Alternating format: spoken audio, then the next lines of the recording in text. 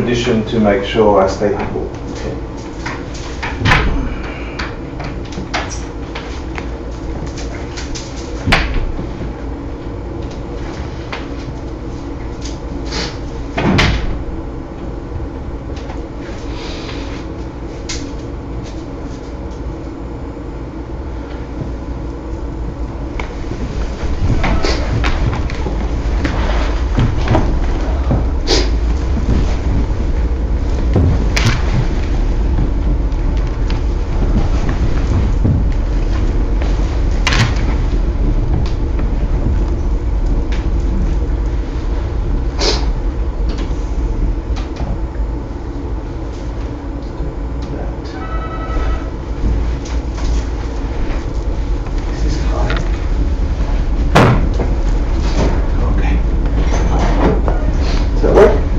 So? Yeah,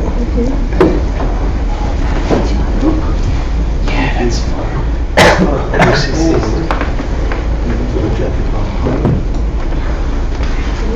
Does that light feel too bright on you, or is it good? No, it's fine. Actually, I think it's too far. Yeah, okay. Yeah. Far. Yeah, I think it's too far. Just sit up. How is everyone? Nice to see you. Welcome. Good evening. Yeah, you wanna grab that?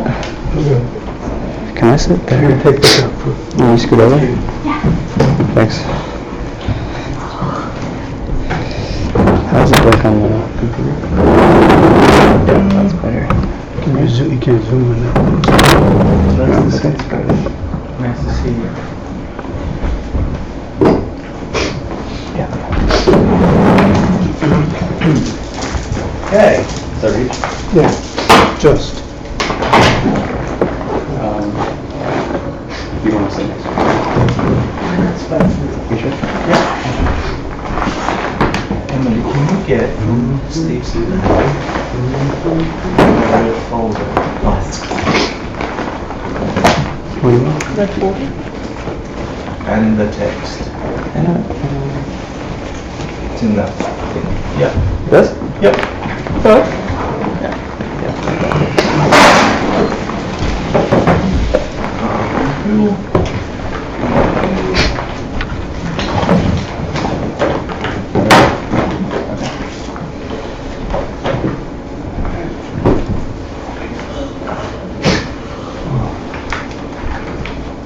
Sorry we're slow to start.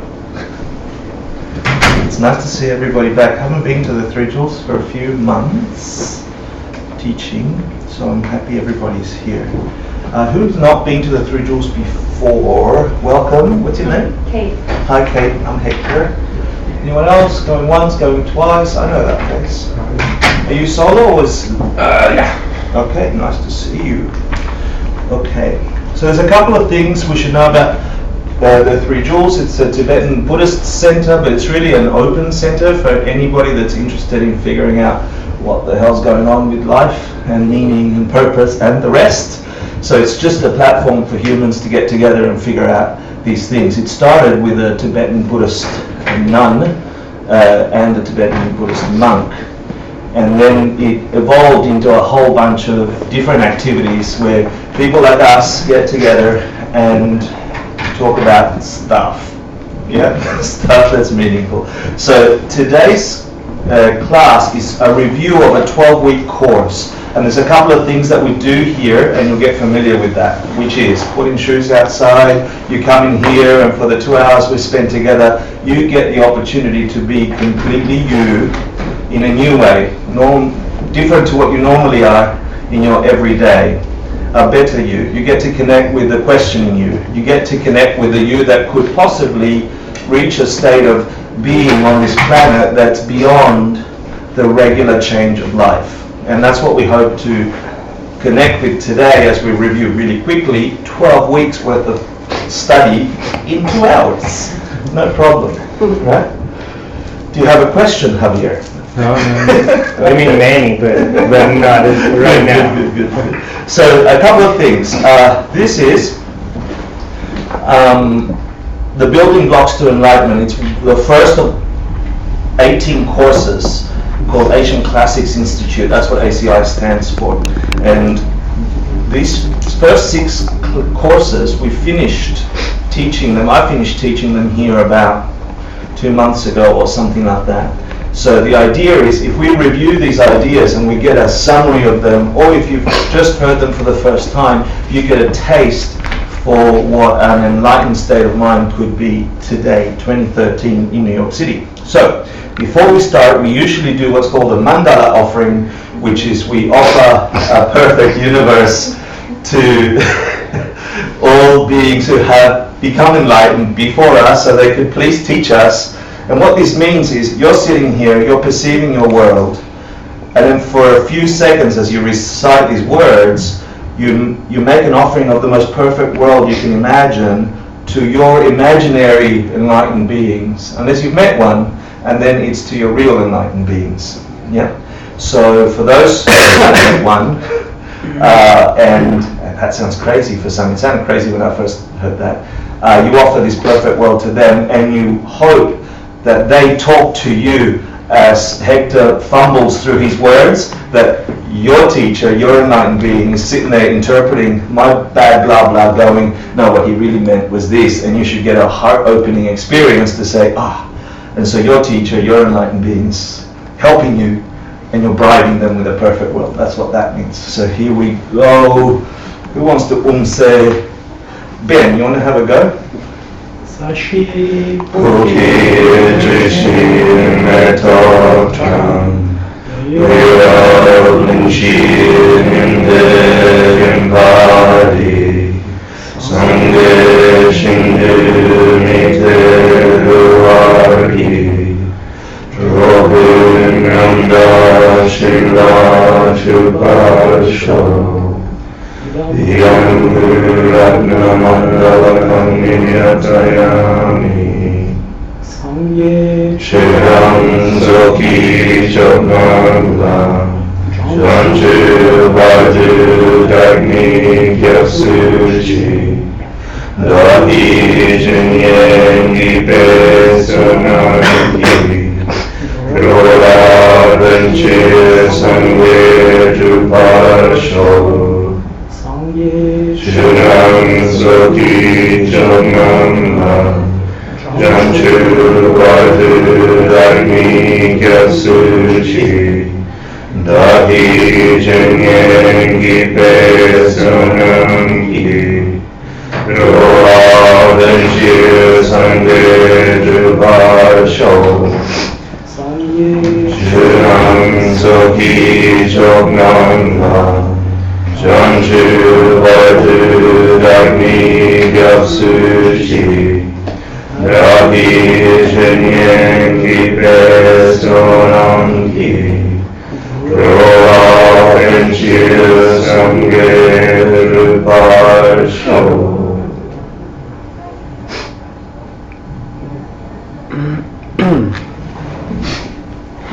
So if that seemed a little weird, it was, okay?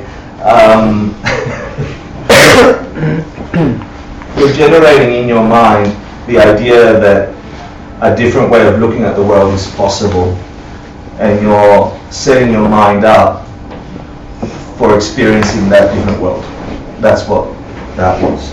So I'll give you an overview of what we're doing in the next 2 hours, and there's 6 courses, 6 classes that we're doing.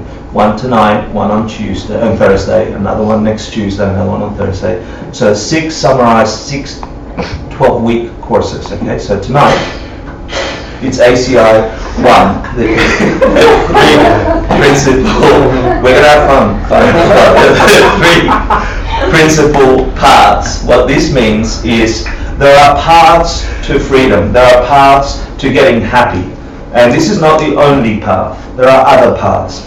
Humans, like you and I, have figured out, some humans that aren't obsessed with some other stuff, have figured out how to reach a state of better being, waking up, enlightenment, Buddha, nirvana, all these things. Some beings on this planet, not some faraway place, here, have figured that out. Some people are close, Some people have gotten there, some people are on their way, and a bunch of us are nowhere near it. Yeah? So this first course, tonight's class, is a quick overview or a whole bunch of different topics that we can spend a lifetime in understanding what they mean. So today you're going to get a taste of what the rest of the 18 courses are like. You're going to get a taste of what we're going to go into depth over the next 5 or 6 classes. Yeah. So the next on Thursday, next class we do ACI 2 refuge, and then a whole bunch of other stuff. Right? So the idea is you figure out some path, some way to get from a state of continuous change and unhappiness to a state of betterment, to a point where you've figured it out. And then to do that, you've got to think about what's refuge, what really protects you, and that's on Thursday. So there's a whole bunch of things that we think is refuge, but they also go away.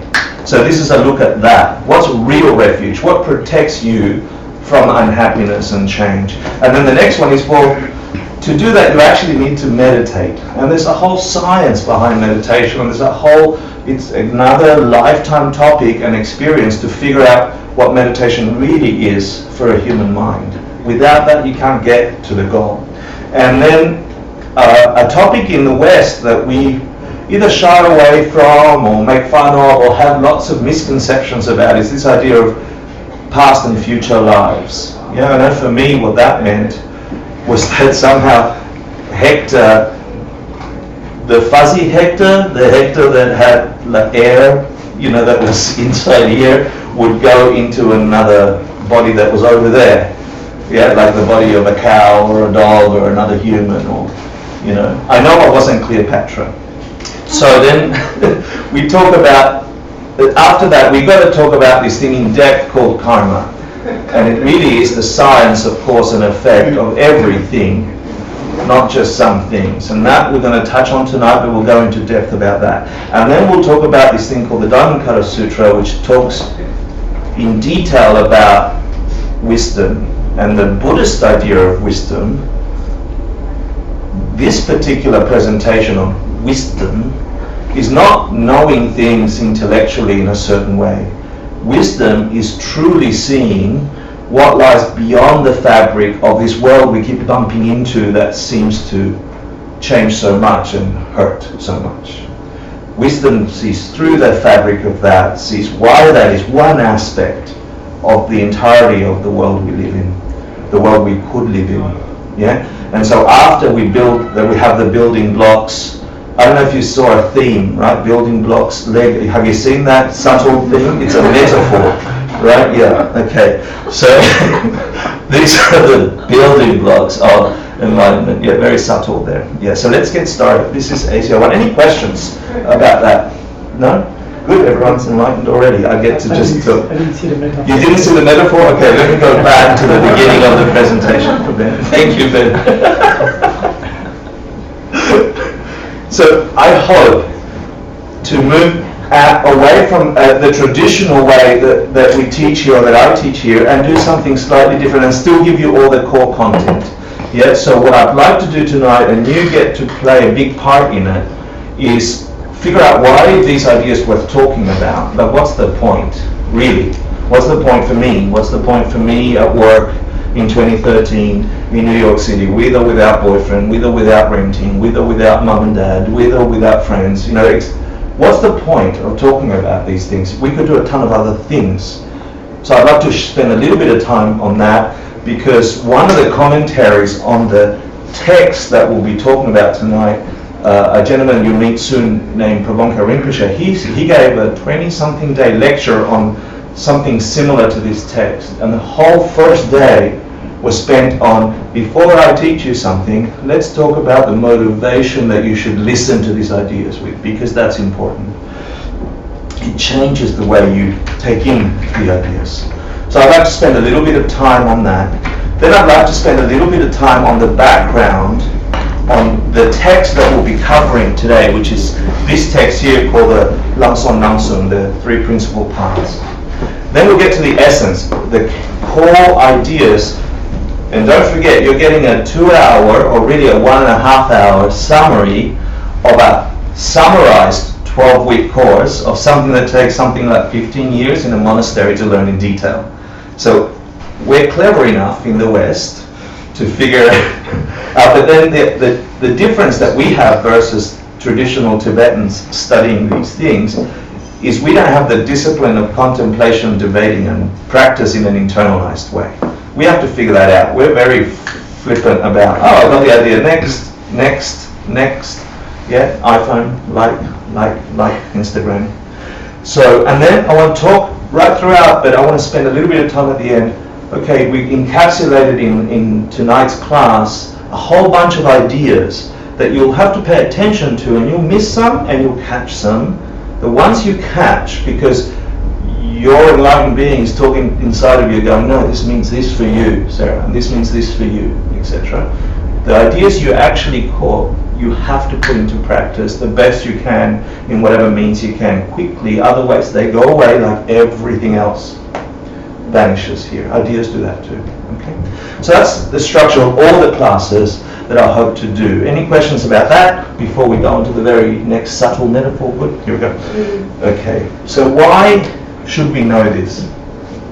There's lots of really good things to do on the planet. You could go traveling, you could see all sorts of lovely things on this planet. You could surf all day, play music. You know, like, there's tons of really good things to do. You could fall in love. You could smoke weed all day. You know, there's tons of things we could do, and all of those things are fun. But they're fun things to do. You could cash up, you could work really hard and make a ton of money. What do you do with this human life? What do you do? What's your thing? You know, because if you really only have one shot at this life, with the awareness you have, what do you do with these? And these things are fun. Like I tried all of those things. Even marriage, I tried that. Yeah. So what do we do? What is your drug? What is your thing that you really think is going to get you happy? So studying these ideas are not to swap these for something else that's going to get you happy, because then you'll fail too. These ideas are supposed to short circuit the way you engage with these things or any other things, because these things that we engage in all the time have one nasty piece of thing that attacks them all the time. Ignorance, right? This thing is inside of us. I want, it's mine, my precious. We're grasping at all these things so much that they go away. So what I hope you can get out of tonight and the rest of the classes is that what is the mechanism, what is the thing that makes those other awesome things go away? Because everything on this planet does that. And the assertion here is that there is something which I'm identifying of see the metaphor now, Ben? You see the metaphor? I'm trying to make into a thing, but it's not really a thing, it's a mental thing that makes all those things go away. The taste of niceness of all those things go away. So we'll investigate about that tonight a little bit, and then go in depth in the other courses. Right? Is that okay? Good. Good. It's a very serious class tonight. Everyone's very serious. Hi. Is it being recorded? I think so. Yeah. Mm-hmm. Yeah. And I want to say hello to a whole bunch of people like you that are sitting in Peru, Lima, Peru right now, and they wanted to connect. So, hello Peru. Hola, ¿cómo estás? Esta es la slide, el metáforo.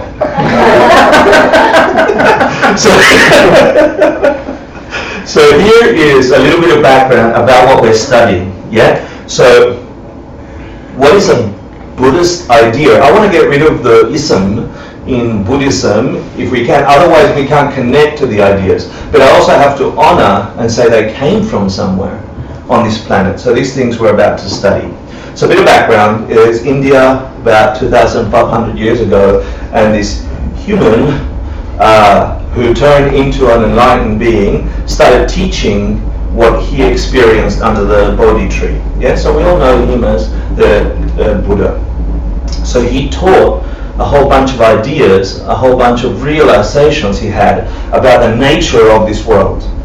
We'll cover all those in the next 6 weeks, 6 courses, 6 classes. But it began in India, and these ideas were so amazing for the time and for solving people's problems and for really getting an insight into the nature of ultimate happiness that, according to the texts, it spread like wildfire throughout India, people getting realization after realization after realization, and it spread right throughout Asia, right, until it got to Tibet. And then as it got to Tibet, it began to vanish in India because of wars, etc. It stayed as a perfect translation of what grew in India, in Tibet, in the highest place on earth, frozen and surrounded by the Andes for 1,000 years untouched. Himalayas. Himalayas. What did I say? The Andes. Like South America. Sorry, Peru. Estaban en Peru. Estaban en Cusco. Wasn't the Buddha from Peru? Almost. Thank you very much. So it was there for 1,000 years, and then people actually did something with these ideas for 1,000 years. And they wrote meticulous commentaries on the depth of understanding of the Buddha's teaching. And so these are the closest to the original Sanskrit translations, the Tibetan works that occurred at the time. And then a horrible thing happened in Tibet around 1959 when China invaded Tibet, and monasteries were burned, and this whole system of understanding, this whole path was in the brink of extinction. And I'm saying almost a terrible thing happened because there was a lot of suffering, but were it not for that suffering, we would not have access to this information. So this information went away, started disappearing from Tibet, and it came to the world through His Holiness the Dalai Lama and a whole bunch of amazing Tibetan teachers, one of which was in direct contact with this center, and I'll talk about them in a second. So we're fortunate through other people's tragedy, in some sense, that we have access to a bunch of information that for 1,000 years, while we were busy having the Middle Ages, the plague, figuring out science and astronomy and all these other beautiful things, this wisdom, the inner wisdom of the inner world, was being kept for us to access once we had computers and the rest, right? And then how did it get global to our world? Because our world in this world of technology is very different to a global world. So we were very fortunate that one of the teachers from Tibet landed in New Jersey, and that's Ken Rinpoche just there, right, for those of you who know him. And then our teacher, Geshe Michael Roach, the first American person to actually graduate as a Geshe, which is a doctor of philosophy in a Tibetan monastery. Because of that, we have access to this information. So I'll get you to introduce to all these people. But what I'm trying to get across is that there were lives like yours and mine who spent a majority of their existence touching these ideas, internalizing them, and then sharing them. And were it not for them, I'd still be smoking weed, yeah?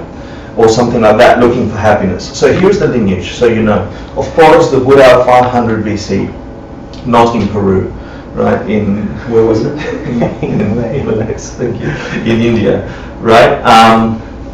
We jumped ahead. We had the Buddha, and then we have Tsongkhapa around the 1300s, who wrote this text that we'll cover today called the Lamso Namsum. And it's a very short summary of the entire collection of the Buddhist teachings, a complete summary of the path. And then around 1878 or 1900s, Pabonka Rinpoche was teaching these ideas in Tibet. One of his main students, and he wrote the commentary of the thing we're about to study, it's thanks to their work that we actually get information. One of his students, one of his main students, was the tutor of the current Dalai Lama, and his name is Trijang Rinpoche, and he passed away in 1981. He taught Ken Rinpoche, who is the guy you saw in the previous Lego piece. Yeah. So he's my teacher's teacher. Yeah, and I had the privilege of meeting him, and he told stories of shaving in his monastery while his monastery was getting bombed, and thinking, I have to get out of here right now. And he went out, and then he had to come back because he realized he'd forgotten some text that he wanted to save. So he went back, got text, and then went across the Himalayas, and not the Andes, and made it to, of all places, New Jersey. And then with Geshe Michael Roach, my teacher, and many of our teachers here, he wrote this book which summarizes what I'm going to cover today. And if you want to read beyond what we're covering today, get this book. It's a perfect summary of this poem that we're going to read today. And then, of course, we have the most amazing Geshe Michael Roach, who continues to teach in Western terms these ideas that for years were locked in the East. And were it not for his mind to be able to fully understand the Sanskrit Tibetan and then translate it into modern context, I wouldn't be able to understand the world I understand right now in the most beautiful way I understand it. And I hope that that's true for some of you as well. So that's a little bit about the lineage. Let's talk a little bit about the essence. So the thing that we're studying, the Lam Sol Nam Sum, the three principal parts, is a Lam Rim text. And Lam Rim, anyone know what Lam Rim means? Steps on the path. Good. There are three, they're usually divided for three scopes of practitioners or readers. So you figure out which one you sit in. Yeah, these are, the first time I heard these in English, they sounded a bit weird, but now I think I feel better. There's those of the lesser scope who are wanting to study these ideas to stop themselves from being reborn in the lower realms. Yeah, and so the whole idea about lower realms is that there are existences beyond the way we exist that are lesser than what we're existing. Meaning there are people who suffer much more than we suffer. There are beings who suffer tremendous things beyond what we suffer. One of the realms we can see to verify this is the animal realm. So there's a whole realm of reality happening, coexisting with ours, that are unable to communicate like we can communicate, unable to get what they want through volition, through the way we're able to communicate, afford the luxuries that we can afford. We can lock our doors at night and not think someone's going to eat us. Right? So imagine being a being that perceives constantly that something's about to eat you all the time. This is a great suffering. So this is one of the divisions of the Lam Rim is for those practitioners who just want to understand these ideas so they don't have those kind of existences. In Buddhist or Eastern philosophy, there are two other realms that were verified by the Buddha and so on, and we don't have to believe them, but we should be aware that they exist, and these are the ghost realms or the hell realms, where beings suffer way beyond what we can currently understand as suffering. Yeah, and there's a whole course on that we can get to study and understand that. Then there's those beings. So you understand what I'm saying? We want to get this information so we can continue to be humans. Does that make sense? That would be practitioners of a lesser scope. It's not a bad thing, it's a good thing. Yeah? But there's something a little bit better. There are those of the medium scope who just want to get to nirvana. Yeah? Those who just want to become their own superheroes and just be free from their own sufferings. They don't have to suffer what most of us are suffering. They can be freed from this. This would be those practitioners of the medium scope are those beings who want to be free from suffering for their own sake. Does that make sense? This means reaching nirvana. That's what that means. But it's so interesting, this next thing I'm going to share with you. The difference between that, imagine that. So what this really means, I know it's funny pictures, etc. But what this really means is that there is information in a path, in a philosophy, in an idea that can free you from suffering. What if that were true? Real suffering, real stop. Gone forever. What if that were true? And then the next step, those practitioners of the greater scope, is just to flip over to say, if that's true, if I can truly remove my suffering, it doesn't take too much thinking to say, what if I can also remove the suffering of others? That just takes a thought. It's not too much, and that is the next. That is the practitioners of the greater scope.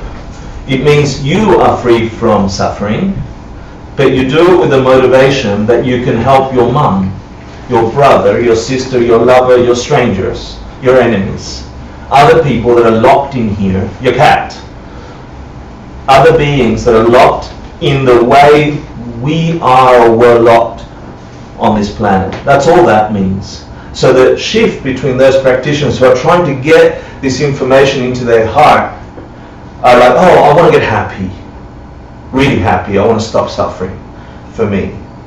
And you could do exactly the same activity, study this stuff, and say, what if I could help mum, really, or my best friend, or my lover, or my sister, or my brother. Yeah? So do you get that? Yeah, it's awfully quiet class. Am I depressing you? Is that really sad? No? Yeah? Good? Yeah, a bit more interaction, please. No. What else? What else do I need to Okay, so that's a little bit of what the text is. Let's go now into the actual 3 principal paths, and then I'll read a little bit from the text so we can come up to the point that I'm just covering now. So for those of you who have done this before, pay special attention, yeah, because the first thing the first of the paths is 3 principal ideas. These 3 principal states of mind that should get you to nirvana is the idea of renunciation. And what this means is looking cold-heartedly at your reality and ours and say, things here are impermanent.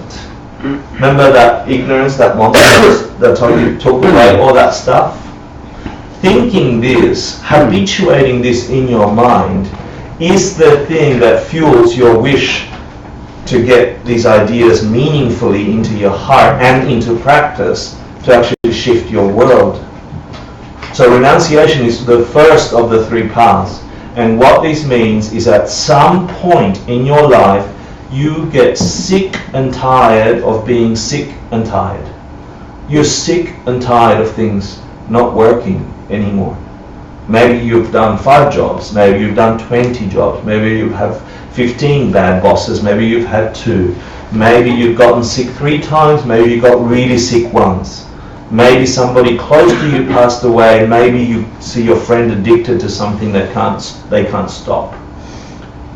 Whatever it is for you, you have to not be afraid to say, let's look at this, and I've had enough. Maybe there's a different way of being that can give me joy and others. And so I know it's hard to step into that part because it's a little sad, but if you look at life black and white, the jobs we look for, the things we look for happiness, they go away. To look at that, that's the suffering. The first time I heard this idea, it was so depressing. And then to top it off, the Tibetans have this terrible metaphor. Here goes another metaphor, yeah, where they say, no, all the pleasurable things in this life is like tasting honey, so sweet, yeah, on a razor blade, because they will always end in suffering, meaning you will be pulled away from whatever happiness you've had. Whatever you wanted goes away, even if you've had it. And if you get it, you want more. You want a nicer car, you want a better shoe, you want nicer hair, you want some hair. Yeah?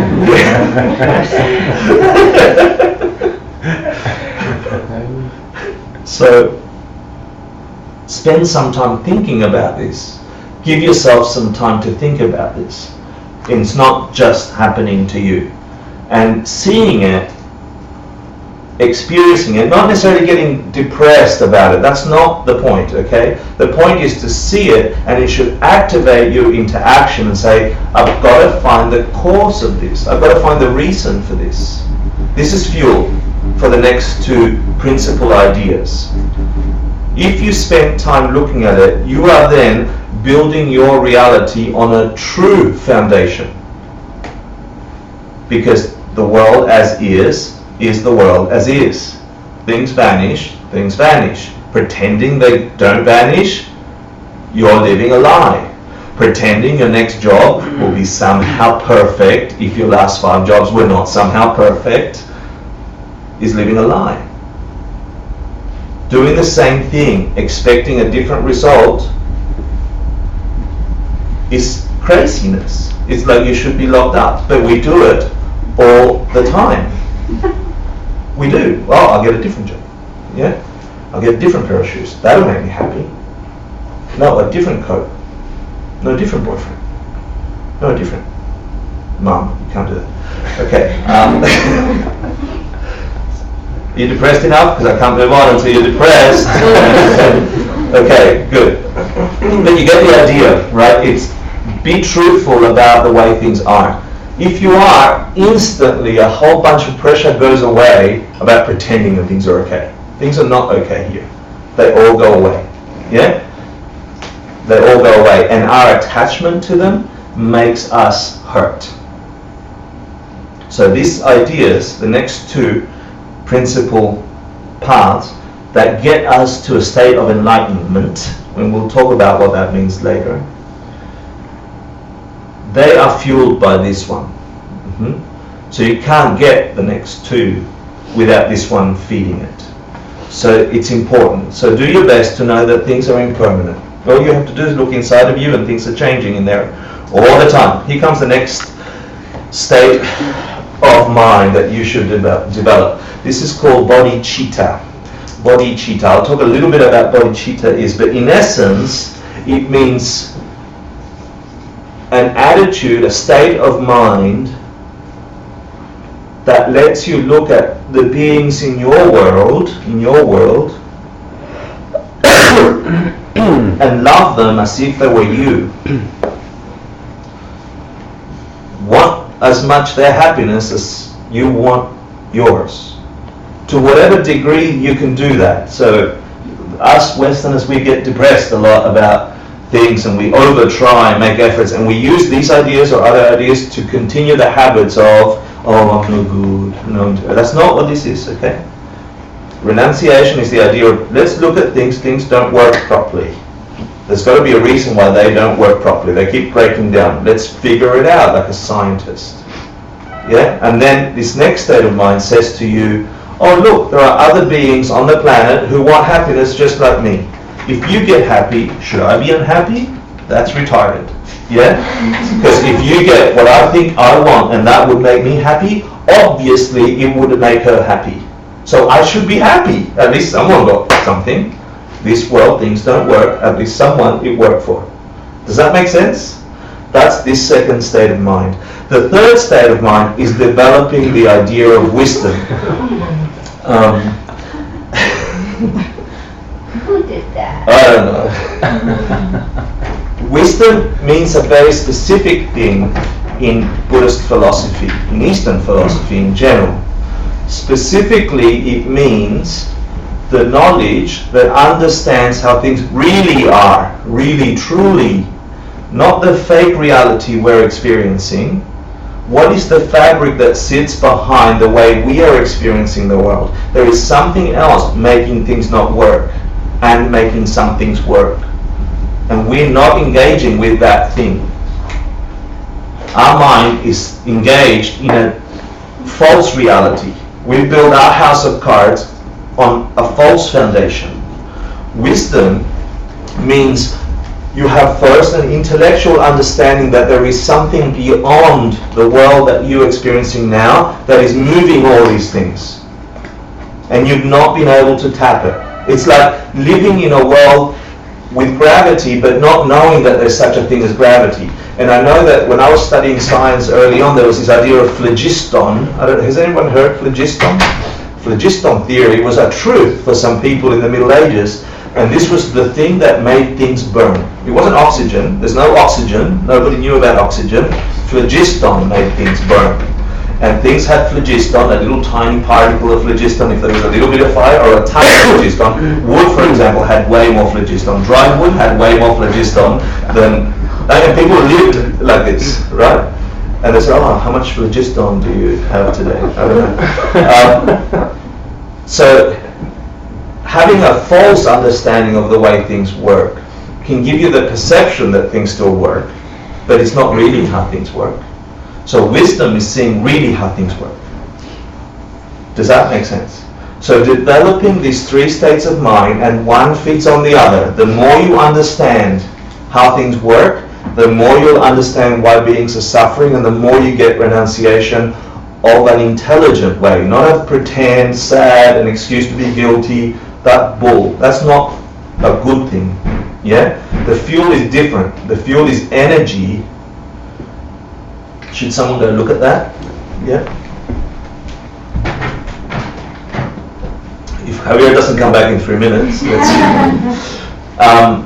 So they're the three states of mind that you will develop over time. So renunciation gives you the idea that there are other beings on the planet and there's a reason for your suffering.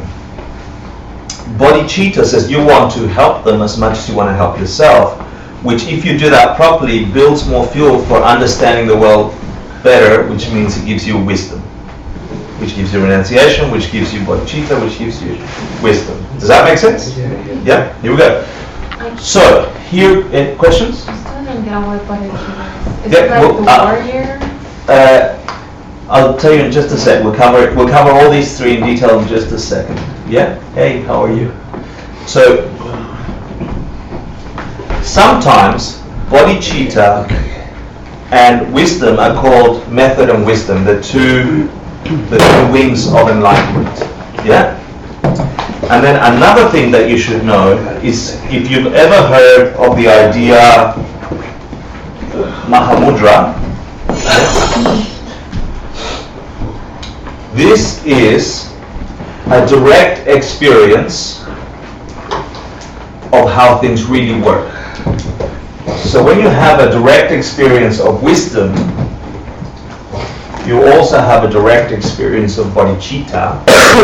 This is called the Great Seal, Mahamudra, the Great Seal. And then it's like there's no returning to suffering. You really entered a stream that will get you like a conveyor belt out of suffering permanently, because you've understood these things to a much profound level. Yeah? So first of all, you have to get educated on what these things are. Secondly, you have to internalize them until they build on each other, until they become self-perpetuating, and you have an actual experience called Mahamudra, where you get a direct experience of wisdom, of what Buddhists call wisdom, and you get a direct experience of what they call bodhicitta. Yeah? And I'll talk about bodhicitta in just a second. Does that make sense? And the diamond, you'll see diamond metaphors everywhere, is a metaphor for that experience. We'll talk about that too. Okay. I'm changing it. And I will. What did you need? I was on this bodhicitta, the words underneath the bodhicitta box. Well, all that meant is that when you get enlightened, It said Sambhagakaya or something. yes, Sambhagakaya. When you get enlightened, which you can, method and wisdom, bodhicitta and wisdom are the actual things that turn into your physical body and your mental body, or your mind, of you as an enlightened being. So all the activity you do with bodhicitta in your heart actually produces your physical Buddha body. And all the activity you do with wisdom creates your state of mind as a Buddha. Does that make sense? Any question? That's all that's saying. romantic. It is romantic, it's lovely. But you can't do this alone, you need a teacher. Yeah? So, the text, we'll soon see, will tell you how to get one. And so there's So I'm teaching you this as a friend, okay? I am Hector, the friend of you, sharing some ideas that I got from a real teacher on this planet, Holy Geshe Michael Roach, from a real teacher, Holy Ken Rinpoche, okay? And if people wish to engage in a teacher-student relationship with anyone, I and everybody else recommends that you should check them for a while before you engage in that. And they should check you. So I'll give you a little tip on what's a good teacher and what's a good student. Are you ready? Good. So a teacher of any path, really, but this one in particular, should be tamed. And what this means is that their mind should be tamed, that they shouldn't be flattering from left to right, looking for happiness over here or over there, that they have some morality tamed in their heart, and that they live in accordance. Do you want some water? Oh, okay. That they live on this planet in accordance to some code that is consistent with happiness, that is consistent with kindness. That's what tamed means. Yeah, they're not just crazy looking around for happiness here and there and the rest. It's one of the things it means. And it's for those Buddhist thinkers, the first is the training of morality, and the second part is that they're at peace, which means that they've developed meditative concentration, that they're able to sit and meditate for a prolonged period of time, stepping into a state of mind that is in accordance with that reality we're seeking. Yeah? So you should check to see if they're actually that kind of being, because then they can teach you that. That's the point. Yeah? Some people might not have all these things, and you might still regard them as a teacher, but then you should go and engage with others that have these other trainings. The third thing has high peace, and what this means is that they have the training of wisdom. Remember the 3 states of mind? They have some experience, some deep understanding of the nature of reality, and that you should perceive that they have some high insight into that nature, that they live in accordance to that nature, that they're not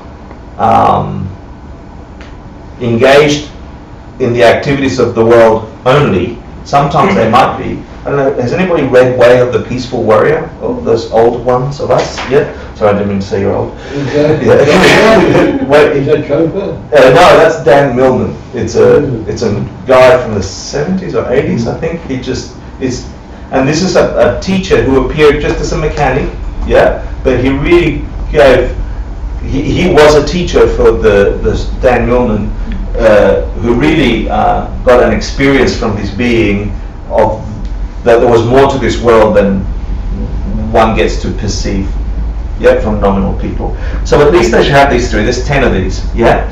They should be rich in spiritual knowledge, meaning the 2 dharmas. And what this means is there are 2 kinds of dharmas. The dharma. So many things that dharma is. The dharma is the traditional sense of the dharma is the Buddhist teachings, and there's 2 forms of those. One's an internalized form in the form of experience and realizations, and the other ones is the books, the sutras and the commentaries. This is dharma, so they should know the stuff. Yeah, they should know the stuff they're teaching you. They should have had that Mahamudra experience I talked about, or you must perceive that they've had it, should I say, and or have access to someone that has. And you know, there's all these Buddhist commentaries about this. We're supposed to be currently in the days of darkness, where very few people have these realizations. My experience is that there are some people walking around on this planet with these realizations, with Mahamudra, and they can teach you, yeah? And so imagine if there are beings like that in the world,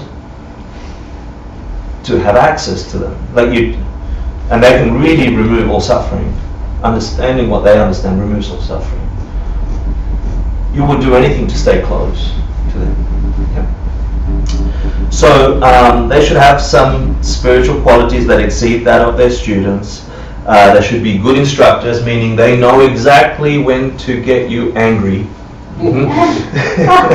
They should know exactly your buttons, and they should be able to hook you in the most perfect way, and they should do it as if they don't really know what's happening, so you get really confused. They should also be full of love and compassion and care for you deeply. Yeah. They should enjoy. They should have joy when they're doing these interactions. So if you engage with a teacher, you should have this dance with them and be open to it. But you should take a long time before you dance, okay?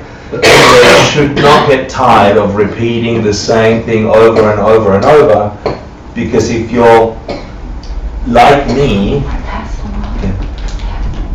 if you're like me, you won't get the ideas really quickly. You'll have to stumble and try again, and stumble and try again, and stumble. And so the teacher, the one you choose, the one that can help you really, out of all the beings that can help you, this teacher, they should not be tired of telling you the same thing in different ways over and over and over and over until one day they don't have to. Yeah? If they get angry, then, you should try to come on. Yeah? What's the significance of the emptiness next to 5? That's good.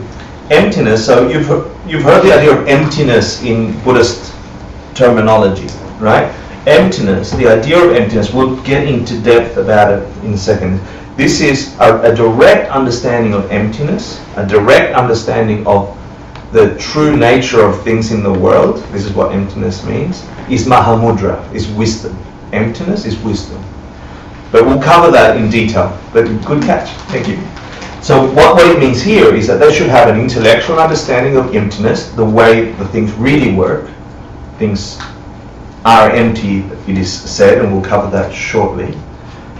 And if you're really lucky, they should have a direct experience of that. Meaning, like the Buddha, at some moment in their life, they got sick about things being impermanent. They got stubborn about learning how things work, really. They got intellectual understanding of that. And then at some point, they've developed their meditative concentration so well that they sat there until they had a visceral, direct communion with the ultimate nature of things. This is a direct perception of emptiness. You'll hear this in all the 6 classes in detail. So to have a teacher that has that is infinitely precious.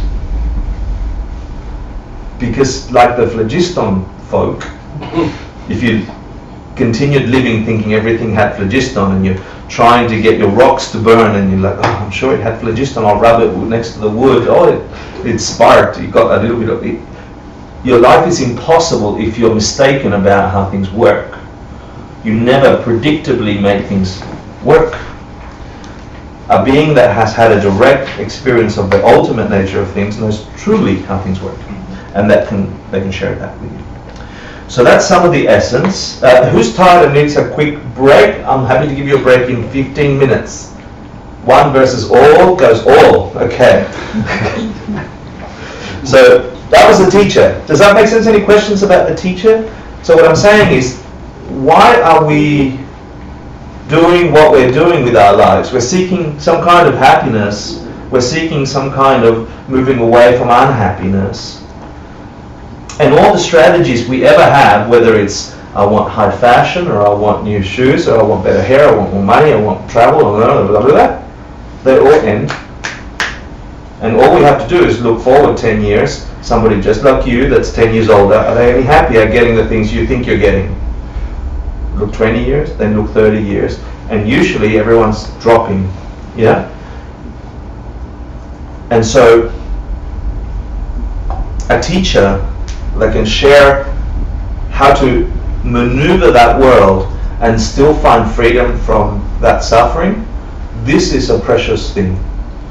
So it's worth, once you understand this, to look for someone in your world, and they're not going to come dressed as a Tibetan monk usually, you know, that someone in your world who has something close to this insight, and spend a bit of time with them. That's worth doing. That's better than a promotion, yeah. And nice high heels. So what's a student? I want to talk about students and samsara. You've heard the word samsara, yeah? There's a lot of word meaning. Okay. So a student is free. So they should. How should you approach a teacher once you get close to them? You know, and you should be free from preconceptions. You should say, clean slate. I probably have some right ideas, but I probably have some messed up ideas. And this is a theme again that I'm going to share with you. You are not running your show. You are not running your show. Your subconscious is running your show. Some other energies inside you that you are not aware of are running your show. You call it you, my subconscious, yeah, but it's the boss and you think you're the boss. Free from preconceptions means having some kind of emotional intelligence enough to see that you're doing some patterns in your world that you didn't choose consciously. What are those impulses? Understanding those and trying very hard in front of your teacher to piss them off while you are trying to learn a new thing and a new habit. And then you replace your old subconscious behaviors with the new ones that you learn from a being who's had some realizations. Is spiritually intelligent. You know, we had IQ, we had that for the longest time. We measured people how much they could remember. Big deal, yeah. It's good to remember, but you can teach rats how to remember a maze, yeah, and they are still suffering from a cat, yeah. So memory alone, or the ability to connect things intellectually, is not enough. I'm not saying it's not worthwhile. I'm saying it's not enough alone.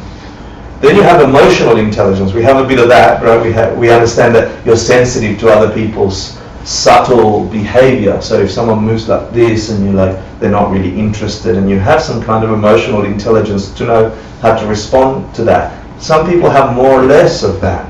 Spiritual intelligence is different. It's sort of a combination of those two and then some. What is spiritual intelligence? This is knowing when to do a right action in your world. This is a combination of intuition and emotional intelligence and IQ put together, and you know damn well what's good for you long term, not just this one life or this year or this planet. You know that on a planet like this, that beings go through similar cycles. There are some things that are fundamental to long-term freedom from suffering and joy and happiness and love. And if you have witnessed a Gandhi, a Mother Teresa, and other beings like this, you have some spiritual intelligence. You know what that looks like. You feel and you understand what that looks like. So you should have some of that. And you should have some aspiration. And here's the clincher for me. As a student of a teacher, first you've got to humble yourself to learn, and that took ages, yeah? Because we think we know everything, but we're exactly the same as everybody else. We're perpetually pushed to death through all sorts of stumbling blocks, and we're pretending it's not happening. And so we're buying clothes and iPads and the rest in order to get distracted as we're being pushed year after year towards a precipice of which we've got no idea about thereafter. Yeah? So, aspirations to develop your inner self beyond these silly cycles, to understand that there is something else going on in this thing you call you, that there is a possibility to be free from suffering, really. I mean, you came to a class on enlightenment. Who really believes enlightenment is possible? That's a good one. Yeah. Are we taking a break? We're taking a break in about 3 minutes. You need to pee-pee? Is that suffering? As soon as I finish samsara, yeah, then you can be. Yeah. Maybe not. So, samsara is the condition of having to go over and over and over and over this kind of life, where you think you're happy and then you're sad. You think you're happy and then you're sad. That's a suffering. It doesn't have to be that way. If things are forever changing, something's making them change, and it's not phlogiston. Yeah? Something is making them change. Understanding what that is wisdom. Understanding that is some wisdom. Then choosing the causes for a different way of change, a better way of producing a life, that's wisdom too. So samsara is being forced to go over this cycle over and over and over and over and over and over. And in the traditional sense, it means not just one lifetime, but from time with no beginning, you have shedded your corpses, your bodies, over and over and over and over, as a dog and as a cat and as a human and as another human, as another human and as another human, as a helping. In the East, they say, from time without beginning, you've had a life like this, where you thought, oh, I'm getting food, I'm getting sex, I'm getting money, I'm getting... Next, I'm getting food, I'm getting sex. Samsara is that cycle. Getting free from that cycle is nirvana or enlightenment. Spiritual aspirations and intelligence says, is it possible, really, really, that you could redirect the course of action so you're free from that cycle? That's the whole point of studying this stuff. So as a student, you need to check that, because maybe we learned some things that aren't quite right about the way things really are. So then we're forever caught, and this is how you know you're not in nirvana, and this is how you know you are not enlightened, okay? If you have any one of these 8 going on, you're not enlightened, okay? If you need to check. We are obsessed with getting what we want or not getting what we want. Oh, we didn't get it. Oh, I got it. Oh, I didn't get it. Oh, I got it. Yeah, he didn't like my picture. He liked my picture. What was it today? If it's not Instagram, it didn't happen. Yeah. So, is that right? Yeah. We're obsessed with feeling good. Oh, not feeling good. I feel great. I don't feel good. I feel good. Yeah, we're obsessed with this. Getting well known, getting famous. Do you know who I am? Do you know who I am? Yeah. Or I don't know who I am. No, you know, there's a story of the lady at the counter at United. I think, I can't remember, where some semi-famous person cut the line. There were delays, and they're like arguing, and she's like, "Sorry, you have to get in line." He goes, "Do you know who I am?" And very peacefully, she grabbed the megaphone. She goes, "Does anybody know who this person is?" Because he seems to have forgotten his identity. Can someone please help this person know who they are? It's your visit there because, I'm sorry, you have to get in line. You know? But we're forever obsessed with that. And in the West, we're super obsessed with fame, and we're following the stars, and, you know, we're obsessed with this. There's 7 billion of us. Who gives a rat's about who Hector is? Hector. Paul, thank you. Thank you. And then being praised on, oh, you did so good, David, you're such a good actor. Yeah, oh, you're not. Ba-bam. Yeah. You know, and we get so pulled by these 8 worldly thoughts. That's how you know you're not free. If you're stuck with any of these, we're forever seeking some of them, if not all of them. So, they're our worldly dharmas, and that's one more, and then we're done. Yeah, ready? Here we go. The break. Let's go on the break, and then I'll come back with a punch. Let's have a 10-minute break. Can we have a 10-minute break? And we'll come back at 58:50, and then we'll do a final run through to the end. Any questions? Gone. Done. Thank you.